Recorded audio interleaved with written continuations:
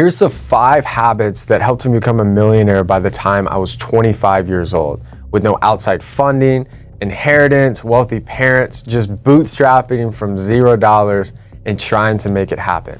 First one is reading. I always was self-proclaimed ADHD. I couldn't focus. I got in trouble my entire time in school because I was talking to other people, I was playing on my phone, I was throwing pins in the air, basically anything besides focusing and working. And I always told myself since I was young, oh, I hate reading. I don't like to do it. But as I kind of went into college, and for you guys that know my story, I was playing junior college football in California and Brooklyn, New York. And I started studying. I was trying to be successful. I was wanting to be an entrepreneur. I was wanting to be really wealthy and successful, but I didn't know how. I didn't have a mentor. And so I started studying some of the most successful people in all different types of fields, whether it was athletics, music industry, business, all different sectors and industries. And I found a common trend. Really successful, intelligent people read. They read a lot, whether it's a newspaper, whether it's books, whether it's autobiographies. They find time each week to learn. And I said, this is interesting. Well, I hate reading. How am I going to read? And I read a book called The Compound Effect by Darren Hardy, and I'll put the name in the description below. But The Compound Effect taught me that I don't have to do all this crazy hard work to do something I don't like. But instead, if I just take small, tiny actions and stack them up over years and years and years, it will be so much useful information that I'll be ahead of almost anybody. So instead, I decided, look, I know I'm all over the place. I know I can't focus. I'm just gonna go to a local bookstore. I couldn't afford books at the time, so I would just grab them off the shelf and sit and read them in a coffee shop. And I would say, I'm gonna read 10 pages, 15 pages, and then just stop. Get on Instagram, get on YouTube, get on the phone, text friends, do whatever. Literally purposely just do it step by step. And if I felt like reading more, I would do it. And if I felt like stopping, I would just stop. And so I started doing this, and I'd read 10 pages, take a break, 20 pages, take a break. Before you know it, I would end up spending 3 to 4 hours in a bookstore or in a library, and I would end up reading 100 to 200 pages a day. But it didn't really feel like it because I was taking breaks, I wasn't forcing anything, and it felt extremely natural. But something interesting happened. I noticed about a month to 2 later, people started kind of treating me different. My energy and my aura and the way I was creative and the way I thought through things and the way I solved challenges and problems started changing. My mind felt more clear, I was more focused, and next thing you know, 6 months later, I just started getting opportunities out of thin air. And this wasn't me trying to market myself. I know you see me now on social media. I wasn't really like that at all then, besides just a normal Instagram and Facebook with friends. And what happened was people started feeling that something was different. I was carrying myself different. I was speaking differently. And it was because I was becoming smarter. I was learning the information that was needed to help me achieve the goals and the things that I wanted to do in life. If you've ever seen the movie Limitless with Bradley Cooper, where he took a pill and then suddenly he accessed all of his brain and was just overnight incredibly talented at basically anything he could ever think of. It almost felt like I took a limitless pill. I felt like I had all this information that was in the world, but everyone was hiding, and I finally had access to it. And then boom, 2 years later, everything started clicking for me. 2, take immediate and massive action. You can tell a huge difference between a doer and a talker by how quick they take action. When someone has an idea, a thought, or something creative that pops into their head, how quickly do they make it happen? We've all had multi-million-dollar ideas. We've all had creative ideas to make our job better, to close more deals, to get promoted, only to wait and wait and wait until it's too late, someone else took your idea, or time passed you by. You have to take immediate action because decisiveness pays. And oftentimes it's better to actually be decisive than right. Let me give you an example.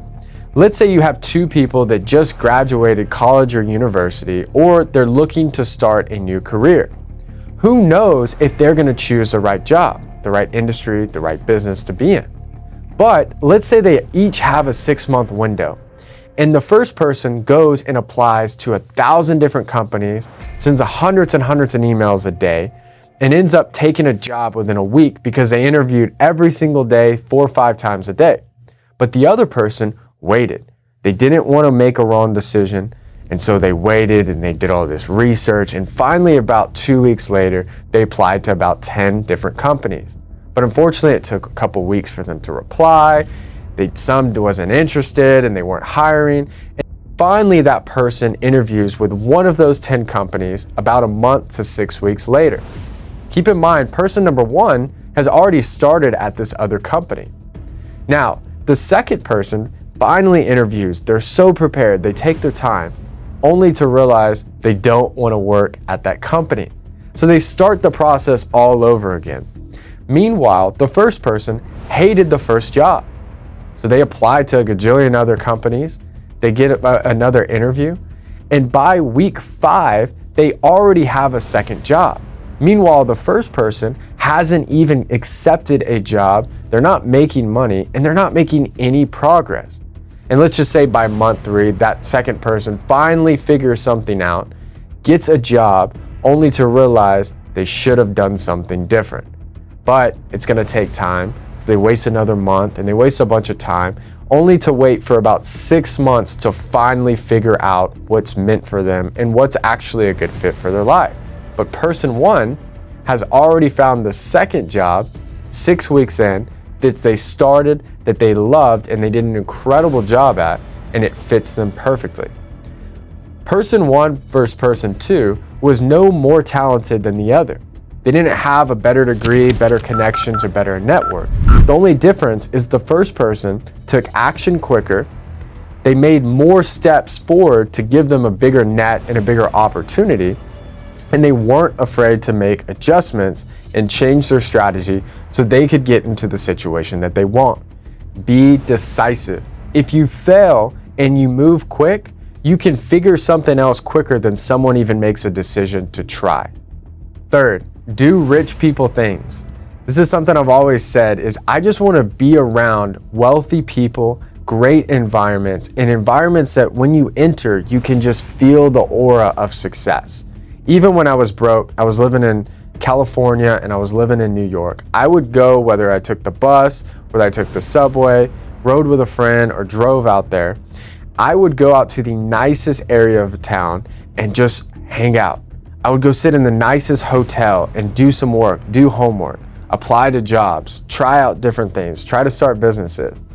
Many times when I was in New York, I'd jump on the subway and I'd go all the way to 5th Avenue and I'd go in the nicest buildings, I'd go around Central Park in the nicest hotels, I'd go in the nicest stores, and I would act like I had money. I would talk to people, and what I would do is, you don't know what's out there in life, and you don't know what's capable, and you don't know what you're truly capable of unless you see people who are really no different than you and I doing things at a 10x larger scale. When you see it firsthand and you can touch it and you can see, okay, this is what a 5-star hotel is like. This is what it feels like to sit inside a Rolls Royce or a Lamborghini or a Ferrari. This is what it's like to have a conversation, even just about the weather, with someone who's making millions of dollars a year. When you do this, not only do you realize it's possible, it's accessible, but you come to find out these people are no different than you. They have problems. They have insecurities. They have issues they're dealing with. But they just figured it out, which means you can too. This widens your horizon in thinking, to think bigger, to not be trapped in a current mindset of where you grew up or who you know or what family you came from, and causes you to think bigger. 4, you need to pay attention to trends. The world is evolving at a quicker rate than we have ever seen. Think about all the things that have merged over the past couple years. Crypto, AI, self-driving cars, new industries, technology, social media, TikTok. Things are happening quicker than you can imagine. Many times you don't have to be the best at what you do. You just have to be first. You have to learn things out quicker than other people. When I was a broke college kid in 2016, 2017, I heard about this thing called Bitcoin. I'd been hearing it all around, and I slowly kind of started investing a little bit of money here and there. And by the time 2017 and 2018 came, 2018, Bitcoin ended up hitting a little over $3,000. Ethereum was about $200, give or take. And I was investing anywhere between $50 to $500 a week into both of those assets. I wasn't really making a big deal out of it. It was just something that I was doing. I was studying, I was learning about crypto mining. Next thing you know, it started trickling up again and again and again. I ended up starting a solar company, becoming more successful, doing things that could help me grow the company and have more income and have more opportunities to invest more aggressively. And next thing you know, crypto went crazy. I was an expert suddenly because I had just been doing simple things over the years that no one paid attention to. I ended up launching a crypto mining company. I was an investor. I was helping people all over the place just learn about crypto, just literally for free, as I was a successful entrepreneur. Next thing you know, when I launched a crypto mining company, it did really well. And publicity about my own company, Mick Group, started going public, and people wanted to find out more. Next thing you know, I befriended a Business Insider journalist who had done an article on me on the current success of my company. She had found out that I had started a crypto mining company, and she was taking on crypto as a part-time journalist thing that she would do every Sunday of the week. And she said, "Hey Grant, last minute, I know you started a crypto mining company. I'm starting to cover crypto because it's getting big. Can I write a quick article on your new company?" I said, "Sure." I sent her all the facts. I sent her all the data, all the financials, everything to prove that it was legit. She launched it on a Sunday. She said, "Hey Grant, here's the link." I was like, "Oh, cool. Thanks. I appreciate it." 2 days later, while my social media was growing, while my company was growing, while I had a lot of success, I've took my family on a trip, and it was an incredible trip, and we're so excited. And I wake up 7 a.m. and I roll over, and it's an email from Fox Business saying, "Hey, we'd love to have you on our show. Please reply as soon as possible. We want to get you on tomorrow." Only for me to realize that I was in a different time zone, and that was actually today, meaning I was going to have to be on national TV in 5 to 6 hours because I caught a trend early. Am I the best crypto investor in the world? Hell no. But have I made tons of money from it and done really well? Yes, but it's not because I'm smart, it's because I started early and I learned when other people were focusing on other things.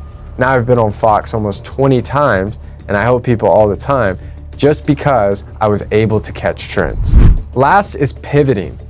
People hate change. And if you can't handle it, that's fine, but never want to be successful in life. We have to realize that the world is constantly changing. Your business, heck, you're changing. Every day, I'm not the same person I was last night. I read something new, I watched something new, I ate something different. We are always changing. And your plans and your ideas and your structure of your life is not always gonna work. In fact, this is what's confusing. It could be incredible for 1 year straight, and on a Tuesday change like that. But if you aren't willing to adapt, be decisive, and do so efficiently and as quickly as possible, it's going to be hard to stick around.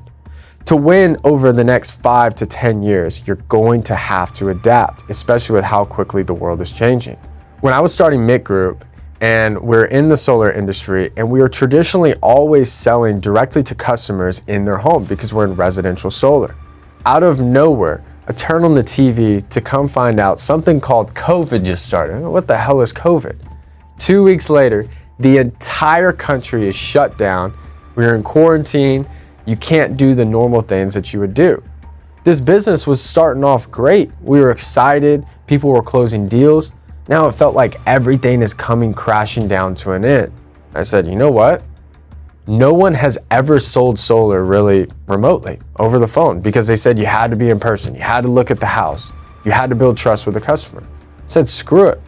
Let's do a ton of marketing and let's teach our entire sales force how to sell from the phone or from Zoom, and let's see if it works. And it worked. It helped us scale faster. We were able to take more appointments because reps weren't driving all around the country trying to get to an hour-long appointment and waste their time. They could do instantaneous appointments, which helped them make more money, helped us close more deals, and ultimately scale faster. I had to change, and I did it in an instant. Not because I was smart, but because I looked for other resources and ideas to help adjust the company so our team and the organization could be successful. You have to be willing to adapt. So if you guys enjoyed this video, make sure to like and subscribe it. And as always, you guys can check out my other socials on Instagram, TikTok, and Facebook at Grant Mint. Other than that, thanks guys. Talk to you soon.